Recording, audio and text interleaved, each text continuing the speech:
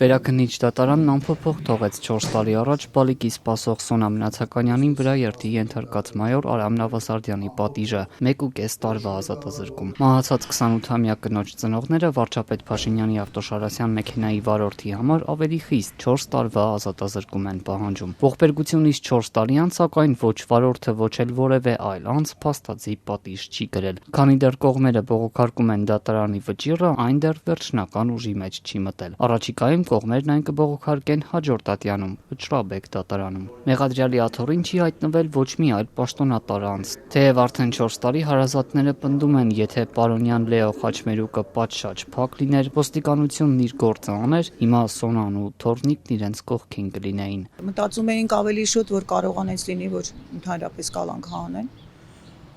Եղավ որ չճանաչեն, բայց տեսնենք հələ շարունակություն կունենա ինձ թվում է այս ամենը։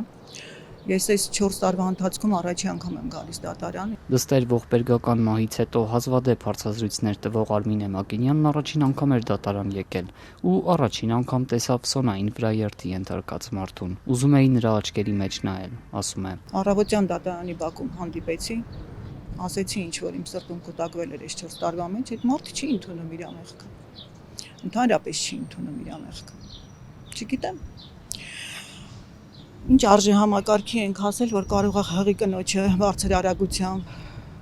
տան, սպանեն ու հետո նույնիսկ օգնություն ցույց չտան ու այդ մարդը նույնիսկ այդ պարագայում իրան մեղավոր չի համարում։ Սոնա Մնացականյանի մայրն ուզում է, որ Նավասարդյանն ինքն իրեն մեղավոր համարի, ընդունի մեղքը, սակայն այսօր հասկացավ, դա չի լինի։ Բացառված չէ, որ Նավասարդյանն ընդհանրապես խուսափի պատժից։ 1 տարի անց լրանում է վաղեմության ժամկետը եւ եթե Վճռաբեկում քննությունն ավելի երկար տևի, նա ճաղերի հետևում չի հայտնվի։ Իրանք երևի հույս ունեն, որ տենց է լինելու, ես դրա համար այսօր եկա, ես մտածված եմ այսօր եկել, որ այդ մարդու աչքերի մեջ նայեմ ու ասեմ, որ դու առաջին մեղավոր ես, որ արագությունը, դա արդեն հաստատված 3 անգամ էքսպերտիզա են արել, հաստատված բարձ է։ Երկրորդը դու թողել ես անօգնական հղի կնոջը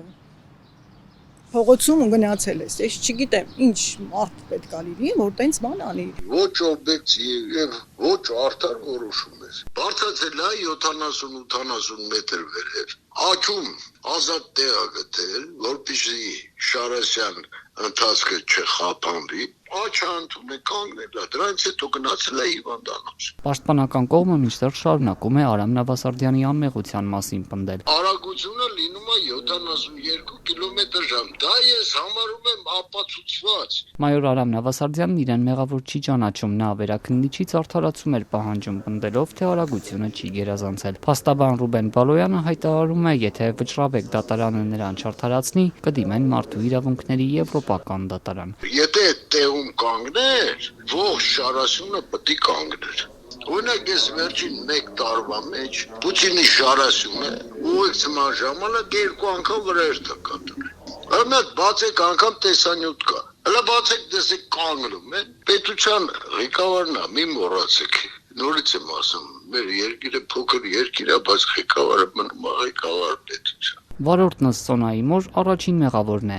սակայն կատարվածն ամբողջ պետական համակարգի թերացումն է համարում, փնթի աշխատանքը։ Ես ամեն հարավոտ գնալուց աշխատանքի գնալուց տեսնում եմ այդ ինչ որ կատարվում է, փնթի անշնորհք, կիսատ պրատ, փողոցը փակած չեն եղել,